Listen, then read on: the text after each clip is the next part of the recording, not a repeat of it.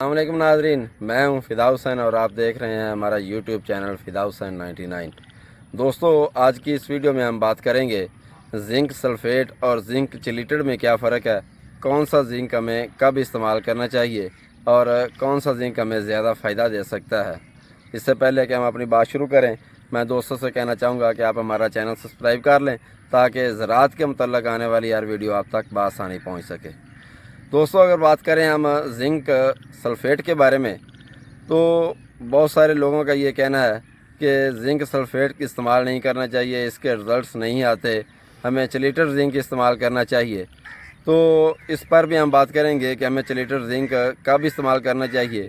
تھوڑی سی ڈیٹیل ہم لے لیتے ہیں کہ زنک سلفیٹ کون کون سی ہے مارکیٹ میں اور اس کے بینیفٹس ملنے اور نہ ملنے کی وجوہات کیا ہیں۔ اگر ہم بات کریں زنک سلفیٹ کے بارے میں، تو 3 قسم کی زنک سلفیٹ ہمیں مارکیٹ میں ملے گی۔ فرسٹ آف آل 33% زنک، جس کو ہم بولتے ہیں مونو ہائیڈریٹ، اور اس کے بعد دوسرے نمبر پہ ہے 27% زنک، جو کہ ہے بینٹا ہائیڈریٹ زنک۔ بینٹا ہائیڈریٹ زنک میں 1 سے لے کر 5 مالیکول پانی کے مزید بڑھ جاتے ہیں۔ 27% کی زنک کی بات کر رہا ہوں میں۔ اور اگر ہم بات کریں تیسرے نمبر والی زنک، تو وہ ہے 21% زنک، اور اس کو ہم بولتے ہیں ہیپٹا ہائیڈریٹ۔ اس میں 2 مالیکول پانی کے مزید ایڈ ہو جائیں گے، یعنی کہ زنک کی پرسنٹیج جو ہے وہ مزید کم ہو جائے گی۔ ہمیں محکمانہ سفارش جو ہے وہ کی جاتی ہے کہ 21% زنک آپ 10 کلو فی ایکڑ استعمال کریں۔ 27% زنک عموماً 7.5 کلو کا کہا جاتا ہے، اور اگر ہم بات کریں 33% زنک کی، تو وہ 6 کلو گرام کی سفارش کی جاتی ہے۔ جبکہ زنک چلیٹڈ جو ہے وہ ہمیں مارکیٹ میں 2% میں، یعنی کہ 2 ورائٹیز میں مل سکتی ہے۔ ایک 5% زنک ہے چلیٹر زنک، اور دوسری ہے 12% چلیٹر زنک۔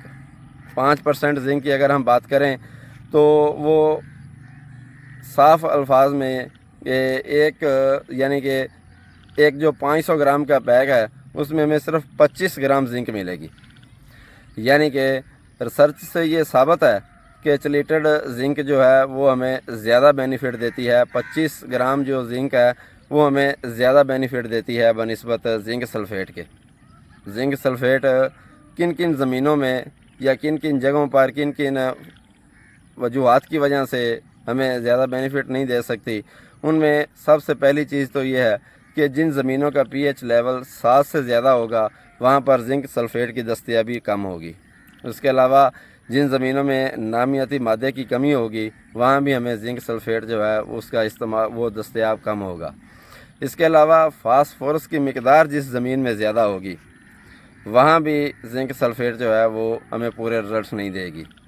اسے ہمیں ٹائمنگ بنا کر وہاں پر استعمال کرنا چاہیے۔ فار ایگزامپل ہمیں فاسفورس یا ڈی اے پی کو استعمال کیے ہوئے کم از کم 15 دن ہو چکے ہوں، تو اس پلاٹ میں، اس زمین میں، اس فصل میں ہمیں زنک سلفیٹ کا استعمال کرنا چاہیے۔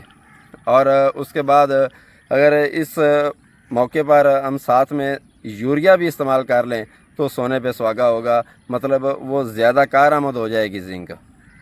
اور اگر ہم مکئی کی فصل کی بات کریں، اسپیشلی چونکہ موسمی مکئی کا سیزن ہے، تو اس میں جب وہ 25 دن کی ہو جائے تو ہمیں چلیٹر زنک کا سپرے کر دینا چاہیے۔ 25 دن کی مکئی پر چلیٹر زنک کے سپرے سے ہمیں 500 گرام کا اگر ہم پیکٹ سپرے کر رہے ہیں تو ہمیں وہ زیادہ بہتر رزلٹ دے سکتی ہے زنک سلفیٹ سے۔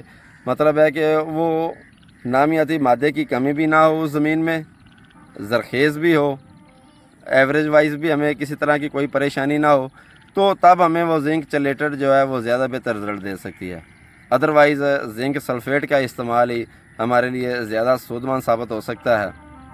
تو ان دی اینڈ خلاصہ یہ ہے کہ ہمارے پاس یہ تو پرفیکٹ ہے کہ ہماری زمینیں جو ہیں وہ بھی، ان کا پی ایچ لیول بھی 7 سے زیادہ ہے۔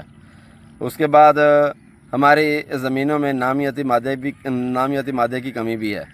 اور تیسری چیز، ہماری زمینوں میں ہمیں فاسفورس جو ہے وہ بھی ہم ہر فصل پر اوپر تلے ڈال رہے ہیں، اور وہ پوری طرح استعمال نہیں ہو رہی، مطلب ہے کہ فاسفورس کی مقدار بھی زیادہ ہے۔ تو یہ سب ٹھیک ہے اگر اس طرح کا فالٹ ہے ریلیٹڈ کا سپرے کر دیں، ادروائز آپ زنک سلفیٹ استعمال کریں جو کہ آہستہ آہستہ پودے کو ملتی رہتی ہے اور ہماری فصل کے لیے زیادہ بینیفٹ ہے۔ مجھے امید ہے کہ میری آج کی ویڈیو بھی آپ کو پسند آئی ہوگی۔ ہم جلدی انشاءاللہ ملیں گے اپنی اگلی ویڈیو میں، تب تک اللہ حافظ۔